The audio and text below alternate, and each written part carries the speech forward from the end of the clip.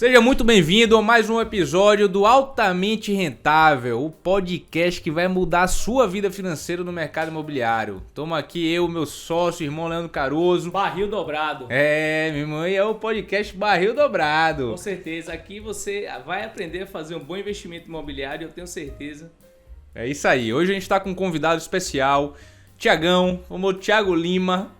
Ele que é contador, especializado na área imobiliária e sócio da TDL Contabilidade. Depois ele vai falar da empresa dele aí para vocês que estão ouvindo. Tiagão, seja bem-vindo, cara, à nossa casa, né? E contextualizei para você, esse é um canal, a gente tá convidando você para passar para esses investidores, essa galera que nos ouve, um pouquinho de conhecimento da contabilidade, mas de uma forma simples, que a gente sabe que é um assunto que quem não entende acha complexo. Então a ideia é de trazer uma leitura simples para que eles saiam com algumas sacadas boas. Então seja bem-vindo, meu amigo. Obrigado seja aí pelo convite. Vamos tentar ajudar aí e trazer informação que seja relevante e ajude aí o investidor a fazer a melhor escolha e gerar economia tributária, que eu acho que é importante para rentabilizar e para mexer no mercado imobiliário, né? Se você busca os melhores caminhos, dentro, logicamente, da legalidade, a gente vai estar aqui para ajudar vocês nisso aí. Morelli tá ali atrás. Morelli falou comigo o seguinte antes do podcast. Ele falou assim, rapaz, você falando sobre isso aí dentro da legalidade, ele falou assim, é melhor chamar a Receita Federal para ouvir o que você tá falando aí. Mas é isso aí. Eu Tudo acho legal. que hoje o podcast é muito importante. Tá certo? Para você que está ouvindo esse ponto, que é um ponto tributário. O Thiago é especialista, né, em tributário no mercado imobiliário. Esses dias eu fui comprar um terreno, estava lá com nosso amigo, eu fui comprar um terreno e aí o filho dele falou assim, ô Leandro, você deveria ser especialista em tributário aí para poder ajudar a gente a pagar menos impostos. Eu falei, rapaz, vou lhe ser sincero, eu gostaria de ser especialista em tudo mesmo, mas não posso. Agora tem Thiago, né, que é nosso contador. Eu tenho certeza que nesse podcast ele vai falar e vai realmente dar uma informação relevante sobre isso. Na compra de um terreno, Tiagão, como ele comprou esse terreno está dentro de uma patrimonial dele, dos filhos dele, né?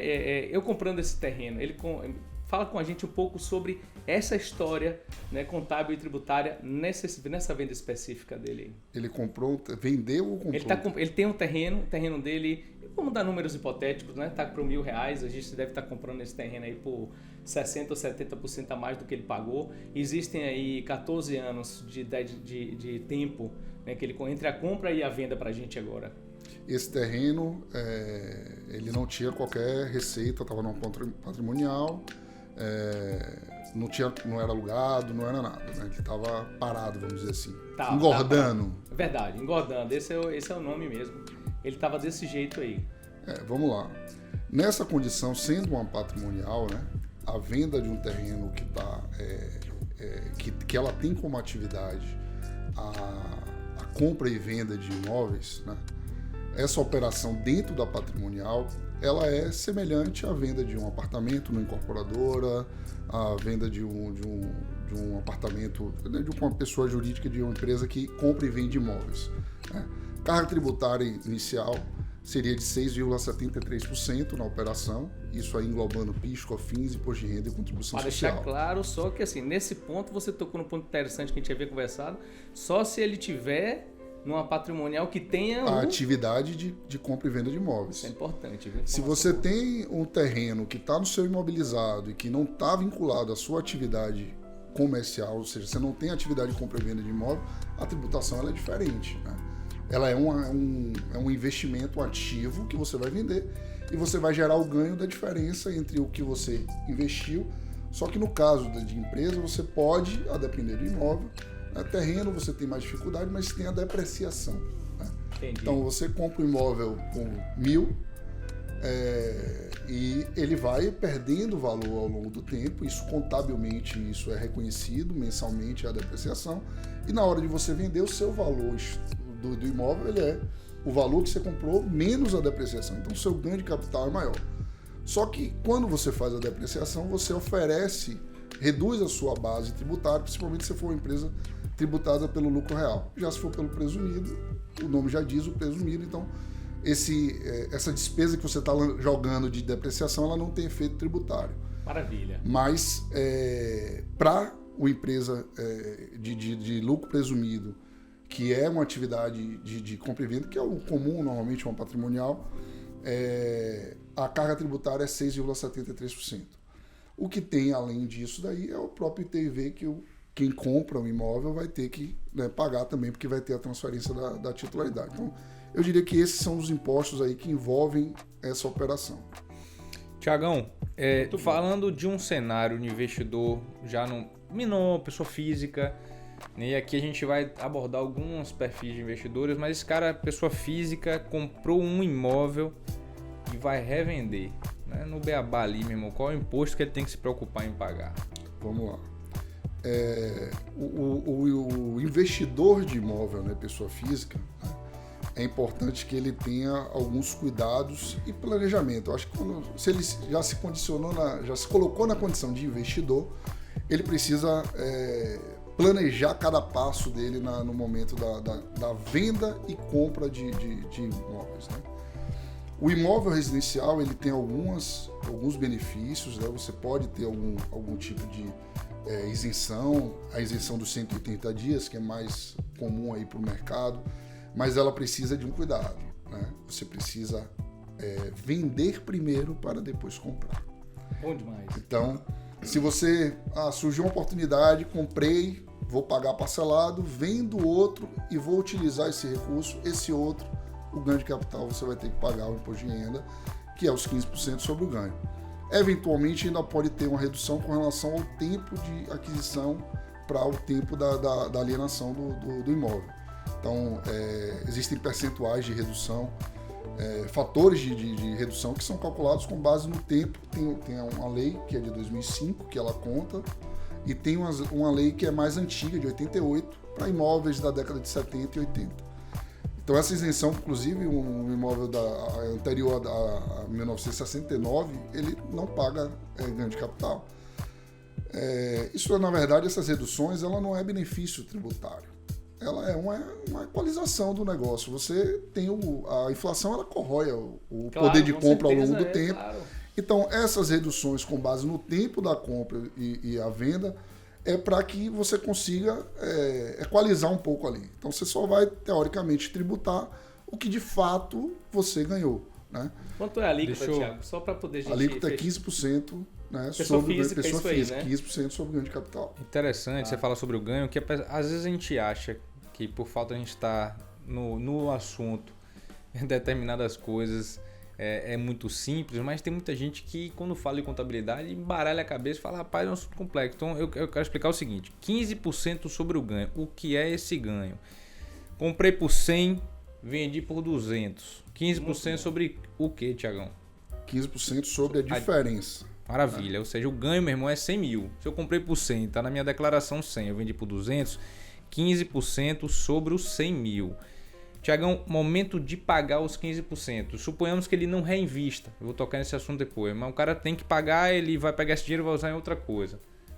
Qual é o momento de pagar o imposto? Você precisa fazer você tem 30 dias para fazer a declaração do ganho de capital. Na verdade, declaração não. Você tem um programa que você pode utilizar para fazer o cálculo. E, normalmente, o vencimento é o último dia do mês seguinte ao da operação, né? A partir daí, ele já começa a incorrer em encargos. Então, você vendeu, melhor, recebeu, né? Importante até, você não a venda é caixa, né? Pessoa física é caixa. Excelente. Você não vai pagar imposto sobre algo que você ainda não recebeu. Tiagão, só seguro. Caixa. Caixa é um regime o seguinte: contabiliza a entrada do dinheiro na sua conta. Não é fato, vendi, mas não recebi? Não, meu irmão, começa a receber, começa a pagar tudo na linha. Rapaz, eu tenho uma dúvida aí, aconteceu comigo até, tá certo? E eu tenho certeza que pode acontecer com qualquer um.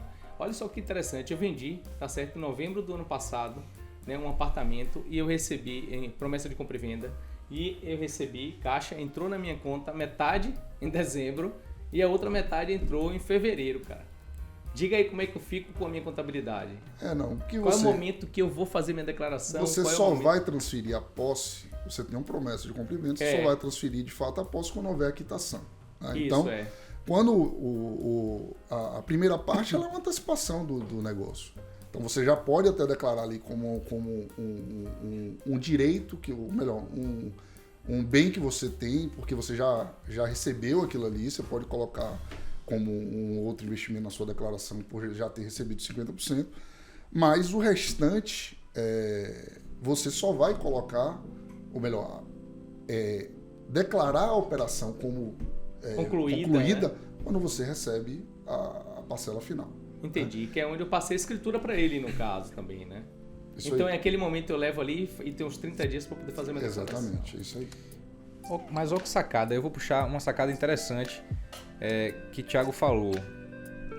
A ordem do fator, ou seja, comprei meu imóvel, né, por 100, vendi por 200, deveria 15% pessoa física, né, 15% sobre o 100 que foi o ganho.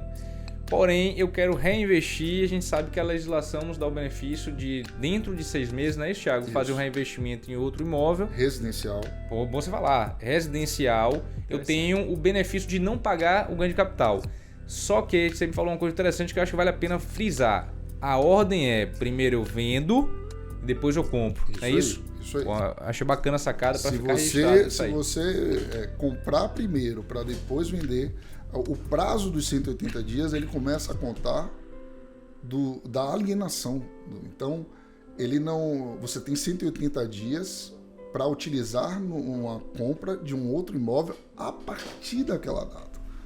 Então, não dá para ter sido uma coisa antes. Então, vou dar um exemplo. Você tem um apartamento, está financiado, mas você tem um outro que você vendeu. Eu vou pegar esse recurso e vou quitar e eu não vou ter ganho de capital. Vai ter que pagar o ganho de capital nesse outro imóvel. Olha aí, não sabia disso não. Então se você pegar esse recurso para poder... porque você já tinha feito a compra. Um imóvel, você já tem a compra. Você então já tem o imóvel. abater financiamento não não te dá o benefício de redução. O ponto é você consegue... E ainda tem o seguinte. Isso é interessante, velho. Você... essa isenção, vamos dizer assim, do imposto sobre o ganho de capital... Você teria que usar todo o recurso para... Se você não usar todo o recurso, você precisa dizer qual foi o percentual que você usou. Porque você vai pagar o imposto sobre o percentual que você não usou. Interessante isso também. Então, vamos lá. Vendi um imóvel de 500, vou gastar 300, vou ficar com 200. E eu comprei por 100. Ele vai proporcionalizar para aplicar a alíquota sobre o ganho de capital pela parte que você não investiu. Ô, Tiagão, e outra coisa é o seguinte, excelente. Aqui a gente ouve, tem né, gente que está nos vendo e ouvindo, tem investidores aqui de todos os portes. Né? Então, assim, nessa circunstância que a gente estava conversando aqui agora, independe se eu compro um imóvel de 100 ou um imóvel de 1 milhão, ou se eu compro 10 imóveis de 100, 5 imóveis de 1 milhão, independe ou você... Tem alguma particularidade nesse sentido de valores? A questão de quantidade de imóvel ela é mais para um tipo de isenção específica, que é a isenção de valor. Né? Se você tem um único imóvel residencial e faz uma venda de até 440 mil, você isenta. Né? Você não precisa nem reinvestir. Entendi. Então, essa é a condição. Mas se você tem mais de um outro imóvel, você não só tem isenção se você fizer a utilização de um outro imóvel residencial em até 180 dias. Bacana. Mas mesmo se eu estiver comprando, se eu tiver 10 imóveis e eu vendo os 10 imóveis, eu tenho esse benefício também? Sim. Se eu tenho 10 imóveis de 100 mil, e aí eu vendi meus 10 imóveis de 100 mil e reinvesti todo o lucro na compra, eu tenho esse benefício? Porque assim, cada imóvel você tem um lucro da operação, você tem um ganho de capital ou não. Você vai dizer, se você vender 10, pode tudo ser no mesmo CPF, dia, né? Mas vamos lá, normalmente não é, né? Na pessoa física, normalmente. Então, você vai pegar o recurso e vai dizer, se em 180 dias você investir em um outro imóvel residencial, você não paga imposto. Entendi, ótimo. Outra coisa que você falou também que eu achei interessante é a questão de, a depender de quanto tempo você comprou, você tem mudanças nas alíquotas. Alíquota não, na base de cálculo. Na base de cálculo. Então, se você... benefício... É uma redução, ou seja, o cálculo simples do ganho de capital é custo de aquisição custo de venda menos custo de aquisição, a diferença você aplica é a base de cálculo. Essa é a conta fria. Só que aí, beleza, quando você comprou? Então, tem fatores de redução com base no tempo que você tem. Então, se você compra um imóvel hoje e vende amanhã, você tem Entendi. isso menor. Se você comprou, tem 10 anos, você já tem um outro tipo de redução. Então, ela vai aumentando conforme o passar do tempo para tentar equalizar o efeito da inflação. Eu entendo que é onde corrói mais. E querendo ou não, os custos de manutenção do imóvel, você normalmente não incorpora ele ao bem. Né? Então, existe muito equívoco, por exemplo, em declaração de imposto de renda. Tem gente que coloca o valor do imóvel atualizado, de mercado. Né? Como é isso aí? Eu já vi falar sobre isso. Isso é um negócio importante. Toca nesse assunto aí. Não tem atualização monetária na declaração de imposto de renda sobre o seu imóvel. Como é que a gente atualiza isso aí, Tiagão? Então... Não atualiza. Seu imóvel é o valor que você pagou. É o custo dele e acabou. É o valor que você pagou. Por isso que o grande capital, quando vai considerar o tempo, ele tem os percentuais de redução para equalizar isso. Você não pode... Eu comprei um bem hoje de 100 mil. Amanhã ele vale 200 mil, eu vou botar na minha declaração de imposto de renda 200 mil. Eu já ouvi o seguinte... Seu patrimônio não aumentou, não houve aumento de patrimônio. Cara, precisa estudar, pessoal, vocês precisam estudar, porque eu vi passar algumas coisas na mesa e o cara falou assim, se você não vinha atualizando o seu imóvel não, aí agora que me vem atualizando como? Né? Reforma ele atualiza? Porque ele gasta sobre o imóvel, reforma. Se você fizer um investimento de estrutura, uma ampliação. Mas for um terreno, reforma não, pintar uma. Não vem atualizando, cara. Essa questão do terreno é interessante, pô. Eu acho que eu tava vendo um cenário, por exemplo, que o dono do terreno, né, a gente negociando, o cara falando, pô, eu tenho que contratar um advogado e um contador para poder modelar, porque senão eu vou pagar muito imposto. E pô, depois de várias idas e vindas, você tentou várias opções, o cara bateu com um contador que falou, rapaz, você comprou muito tempo atrás, sua alíquota é bem menor, a sua base é bem menor, você vai ter um valor bem diferente. Né? Então, por uma questão de uma informação como essa, né, muda o contexto do cara, pô. Curta um caminho, muda todo o cenário. Até para a visão nossa, você definir o preço do negócio. Como é que você define o preço de venda se você não sabe quanto você vai pagar de imposto do negócio? É verdade, viu? Eu já vi lucro imobiliário aí bastante alto, é um ponto com extrema importância, é necessário que você tenha um bom advogado, é necessário que você tenha um bom contador, tá certo? Especializado nesse assunto, porque isso é importante, cara, porque se você vender um bem seu desatento a essa informação, eu tenho certeza que você pode se frustrar muito. Você já vai pagar comissão de corretor, que é devida, e você vai pagar seu lucro imobiliário devido. Tem algumas particularidades que eu já vi. A gente falou em uma delas agora, que foi a questão de se você tiver essa empresa, né, você vai pagar 6,73%. Então, se você não tem... E se fosse, nesse caso, Tiagão, na pessoa física, ele iria pagar isso que a gente está explicando ele aqui. Exatamente. Né? Ele vai pagar os 15%, só que ele vai ter os percentuais de redução. Tá, deixa eu te fazer uma outra pergunta que também eu estou me usando como um exemplo. Eu tenho uma empresa, tá certo, que é uma incorporadora, e tenho uma empresa que é uma empresa de corretagem, né, compra e venda de imóveis, e ela também tem um KNAI de serviço de marketing, tá? Aí a incorporadora ela é sócia da SPE, é uma empresa que precisa, obviamente, comprovar, né, alguns ganhos, e eu preciso que eu faça a incorporação efetivamente, ela está aqui.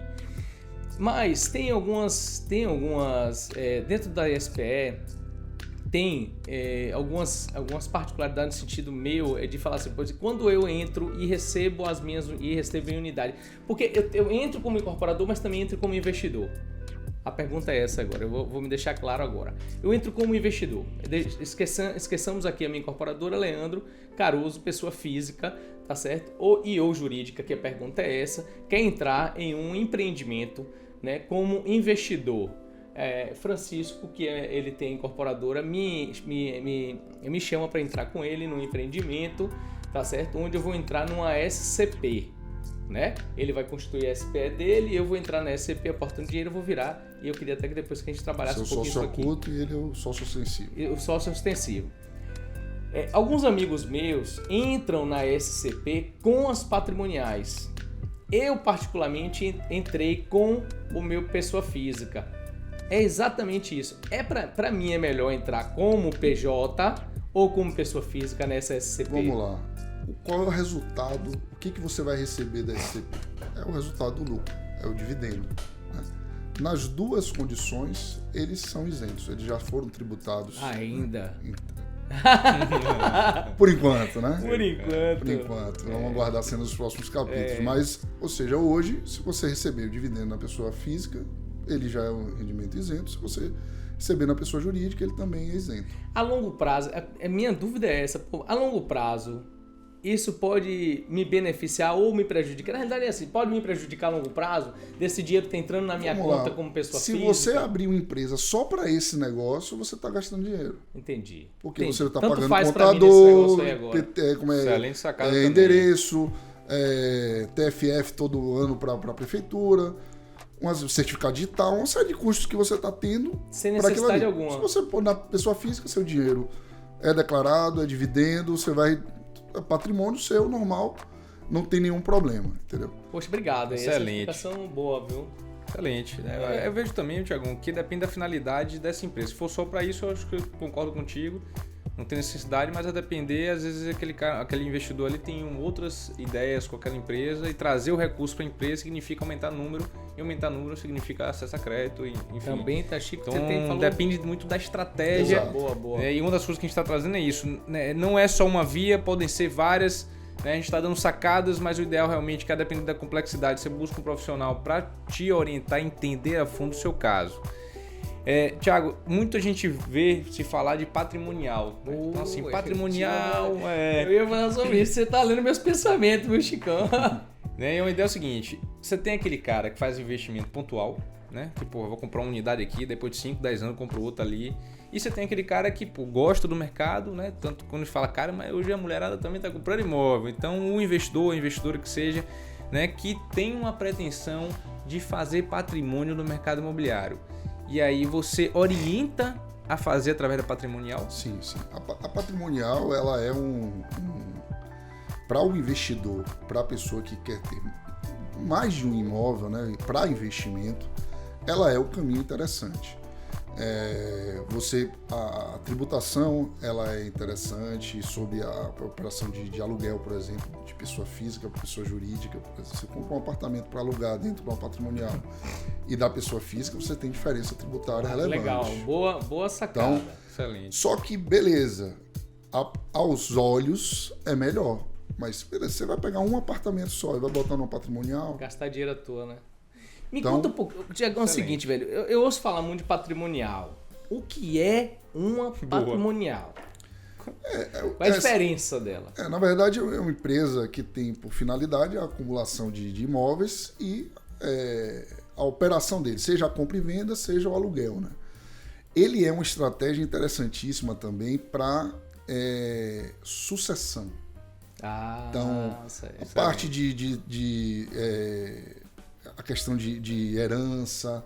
Então, é um artifício interessante para desburocratizar o processo de sucessão, né, familiar. Então, para quem tem imóveis, mais de um imóvel, né, o ideal, de fato, é que você faça uma patrimonial. É viável, é interessante. Né? Esse negócio que se fala, patrimonial blinda meu patrimônio. É realmente isso? Funciona assim? Se você tiver algum problema lá na sua pessoa física, corre risco de chegar no trabalhista, por exemplo, que corre em rito sumário, ele vai, não? Ele pode ir? Assim, teoricamente, não. Né? Assim, hoje o cara vai buscar, né? ele vai buscando em tudo. A justiça vai buscar. Né? Se tá devendo, pague.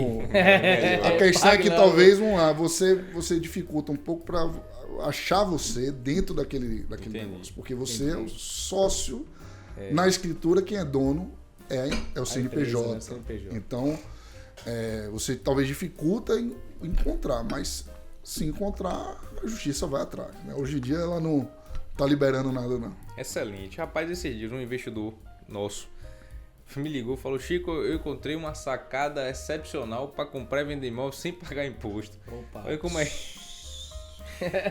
Como é isso? E ele falou o seguinte: rapaz, se você fizer uma empresa, colocar o imóvel dentro da empresa, integralizar o patrimônio e vender a empresa, a lógica é outra. Tiago, comenta sobre isso. Como é que funciona? Vale a pena? Só para a gente discutir aqui se realmente é uma via válida. É viável, só não é sem imposto. Né? Não, As coisas não... Mas não é bem assim, né? Vamos lá. Não é bem assim. Como é que principalmente os grandes grupos de incorporação imobiliária do país hoje. Ele está lá fazendo prospecção de terreno e encontrou um terreno. Ele já pega o terreno e vincula a um SPE. Ele não compra na holding e depois passa para esse SPE. Então ele já compra na SPE. Ele aporta na SPE, a SPE compra o terreno. E aí ele vai verificar se vai desenvolver o negócio, tá, eventualmente desistiu, né? E aí ele quer vender aquele terreno, né? A SPE só é o terreno. Entendi. Então, a venda do ativo do investimento SPE é diferente da venda de um terreno de uma empresa. Então, muda a carga tributária, mas é preciso fazer conta. Com certeza. Né? Então, existe incidência, por exemplo, se você é um ativo, ele não vai pagar PIS/COFINS a venda do investimento, mas ele vai pagar o ganho de capital. Tem que fazer conta se o ganho de capital. Rapaz, tem uma coisa interessante, eu passei por isso, eu passei exatamente por esse momento esses dias. Tem uma coisa muito interessante que o cara me chamou a atenção, Chicão. Aí você viu que o Thiago falou de uma SPE que não tinha funcionamento, que a única operação era a compra do terreno, até a lei. Tá certo?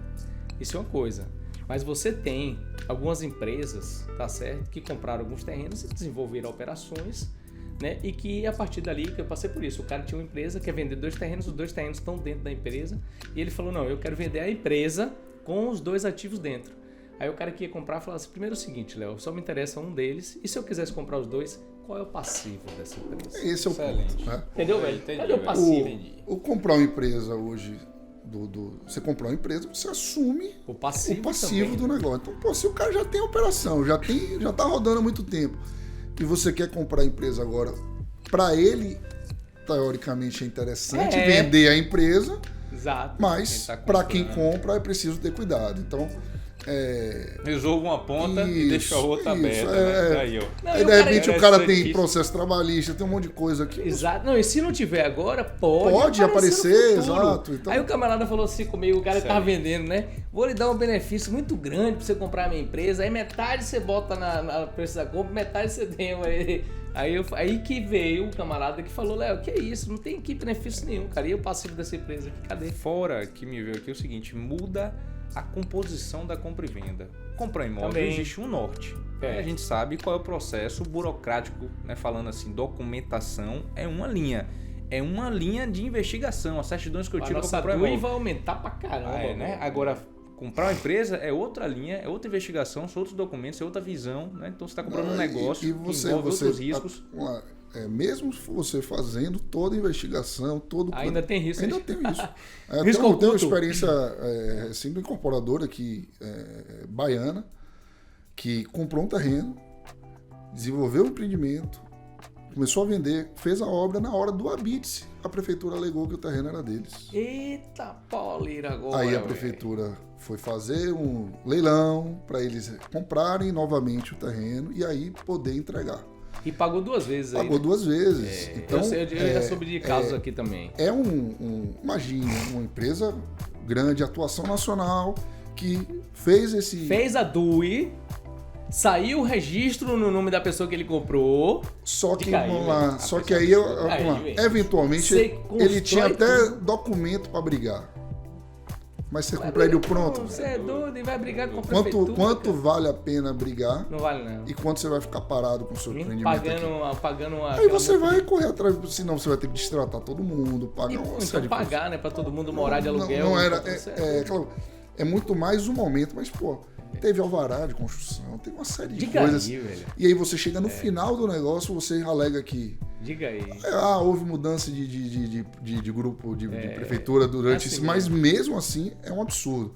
Só que, pô, você vai brigar lá na hora? Não, você vai aceitar e vai pagar de novo. Faça logo o leilão. O prejuízo já existe. A questão agora é fazer conta. Beleza, é melhor eu brigar e não ter, e vou ter que destratar todo mundo, ou é melhor eu recomprar aqui e reduz o meu prejuízo? Porque o prejuízo já existiu. Então, a verificação de problemas no terreno é o básico. Quando você vai para comprar uma empresa, você tem 2 problemas. Com certeza. Você tem o terreno e você tem a empresa. É verdade. Rapaz, excelente. Bom trazer o seguinte, perceba que a gente falou aqui de abordagens diferentes dentro da lógica de compra e venda de imóvel, né, com o objetivo de você reduzir a carga tributária. E a gente entende o seguinte, qual o cenário ideal? Rapaz, depende, né? Então o cara vai olhar assim, rapaz, fala, mas diz qual é o melhor. Mas não, rapaz, o melhor... Parecendo advogado. Para não achar que é brincadeira, assim, rapaz... Eu acho que vou chegar, depende. É o seguinte, rapaz, todo Veja empreendimento... bem, Então, assim, todo empreendimento que a gente faz, a gente entende que é um modelo de negócio, não tem solução pronta. Não tem não, E isso cara, funciona nada também na no vida, meio né? de investimento. A ideia é que cheguem sacadas para você, dessa sacada, fazer um melhor aproveitamento. Tá certo? Mas realmente, a depender da complexidade, estude.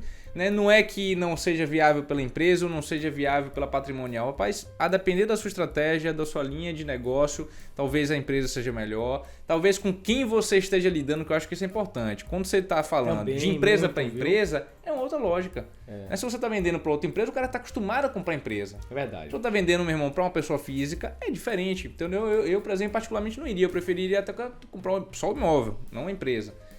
Isso, se tiver por exemplo, eu já vendi também a empresa isso e deu assim, certo. aos olhos, inicialmente, cada caso, eventualmente é uma oportunidade. O cara está te vendendo um preço mais barato porque ele está vendendo na empresa. Então, um grupo econômico grande que tem um monte de SPE, tem um terreninho lá parado, ele quer vender esse SPE dele. Se ele tiver prejuízo fiscal de imposto de renda, ou seja, pode ter lucro operacional, mas ele tem prejuízo fiscal, ele simplesmente, essa venda dessa empresa é zero imposto. E aí, como você comprou a empresa, é zero ITIV. Então, é um negócio que, tipo assim, é viável, vale a pena. Agora, cada caso, eu não vou comprar uma empresa que o cara tem um terreno, mas o cara tem uma operação de outra coisa. Complicado, né? Mas se é um SPE que pegou um terreno e ela tá lá paradinha com aquele terreno ali, o cara estudando o projeto, mas desistiu, o recurso acabou, entrou em crise, uma série de... O mercado tem muita... Aqui em Salvador teve incorporadora até que fez esse prédio aqui, por exemplo, que bombou aqui, viu que o mercado saturou, ela foi embora. Né? Então, e nesse de ir embora, ela tinha terreno, ela faz o que com esse terreno? Tem que vender. Vender. Então ela começa a ver oportunidade. Então, tem muita oportunidade nesse contexto. Concordo. Quando chega, é preciso equalizar risco e benefício. Né? Excelente.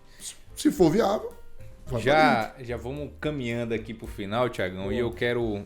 Tem um assunto que a gente tá falando muito aí, talvez a galera que tá ouvindo não saiba, SPE-CP. E eu já vou puxar um gancho que a gente vai ter um próximo episódio, eu vou lhe convidar, que assim, um dos temas que a gente vai falar aqui logo em seguida, em um outro episódio, são os investimentos através desses instrumentos contratuais de SPE-CP. Então, só para ficar claro, a SPE é uma sociedade de propósito específico. É uma empresa, não é isso, Thiago? Que a diferença é essa empresa, ela nasce com um objetivo específico para fazer determinada função e também tem um tempo de ser fechada, né, concluindo aquele objetivo, correto? Correto. E a SCP, Sociedade em Cota de Participação, geralmente é um instrumento contratual utilizado quando aqueles sócios não querem participar da operação, ou seja, serem os sócios que estão ali, né, na frente do negócio. Minimiza-se alguns riscos, tem uma blindagem aí, né? Constrói-se uma blindagem no investidor. Então, só para ficar claro, são instrumentos que muitas vezes os incorporadores e quem faz negócio no ramo imobiliário utiliza para viabilizar os negócios. Né? Mas vai ser pauta aí com mais atenção em um próximo momento, que eu acho que vale a pena depois, Thiago, a gente bater um papo, estendendo essas possibilidades de investimento através desses vínculos. Mas, Thiagão, quem quiser buscar mais fonte de conhecimento, né? Além de procurar aí, Thiago, para poder uma orientação, você indica algum meio que seja um meio não tão, digamos assim, técnico, mas com conteúdos que eles possam buscar dentro da área de contabilidade? Tem algum portal que você acha que vale a pena indicar? Algum conteúdo de, esse site aqui é legal, alguma linha que você fala, tem, ou realmente, rapaz, é um conteúdo que é tratado mais técnico? É isso, assim, hoje em dia a informação, ela tá muito fácil, né? Então, um Google e você... Google mesmo. Resolve muita coisa. Boa. É muita informação que tem ali, e eu acho que a ideia é você ter o filtro, ter cuidado, né? é importante você buscar o conhecimento mas hoje, tipo assim, não diria que... Porque está muito ligado até à legislação, a detalhes de legislação. Você tem blogs, vai ter algumas coisas de temas específicos, mas eles podem estar desatualizados, eles podem estar... você fazer uma pesquisa hoje de um cenário... Vou dar um exemplo, por exemplo, com relação ao regime do RET, né, da incorporação imobiliária. Até 2019, tinha um conflito com Receita e os incorporadores com relação às vendas após o habite. Né? Então tinha soluções de consulta favoráveis, desfavoráveis, e tinha o que o mercado fazia, vamos fazer, vamos colocar. E aí a legislação depois veio e pacificou e arrumou isso daí. Mas se você fizer pesquisas, eventualmente vai ter informação equivocada lá. Com certeza. Tem gente hoje que é incorporador e que não sabe disso, que está pegando venda após e habite e tributando no presumido, se for...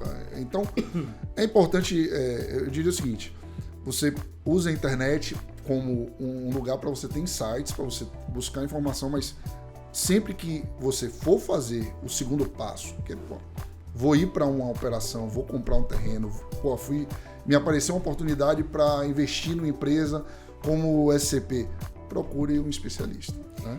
Seja um advogado, seja um contador, seja os dois, se possível, para poder fazer a operação da melhor forma possível. Né? E buscando as melhores, esclarecendo a melhor situação. Eu tive uma situação há uns anos atrás de um amigo meu, corretor, que estava intermediando a venda de um terreno de uma grande incorporadora e que ela queria vender empresa. E o comprador ficou receoso de ser a SPE, né? E aí ele procurou a mim como contador e procurou um advogado também. A gente fez uma reunião, fizemos do DIRES, analisamos a documentação para dar um parecer e dar um conforto para o cara. O advogado ele não era tão especializado em imobiliário, ele era um advogado trabalhista. O cara ficou olhando os processos trabalhistas da empresa, da holding. E aquela coisa, o terreno dentro do land bank, dentro do patrimônio, dentro da dívida da empresa, era muito irrisório para ele dizer que aquilo ali não é dar um no-go, não vá, não compre. E meio que ele deu essa situação. Isso demorou até esse comprador se sentir seguro. Tipo assim, essa operação demorou quase um ano para ele se concretizar. Da época que ele...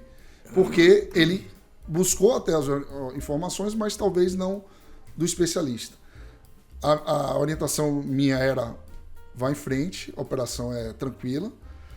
A do advogado, ele tem 10 processos trabalhistas aqui no CNPJ dele. Vamos ver, né? É difícil, né, cara? Então complicado. Procura uma pessoa especialista certo, do né, ramo.